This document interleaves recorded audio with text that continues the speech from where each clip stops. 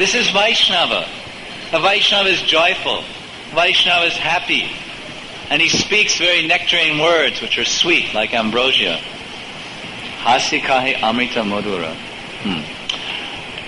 The devotees like Sri Rupa and Sri Sanatan Goswamis, Raghunath Das, Raghunath Bhatta, Raghava Pandit, Krishnadas Kaviraj, Lokanath Goswami are your life.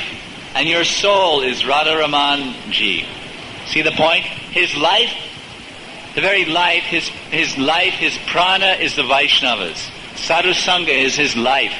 Vaishnav Seva is his pran. Vaishnav Seva, mere pran hai. Or whatever. Vaishnav Seva is my pran, it is my life. That was his life. And what was his Atma? His pran was Vaishnavas. His Atma was Radharaman. So when we make that our life, then we will become real Vaishnava. The service of the Vaishnavas is our very life. The association with the Vaishnavas is our very life. And our very soul is our Ishtadev, Radha Parthasarthi. Then we become Vaishnava.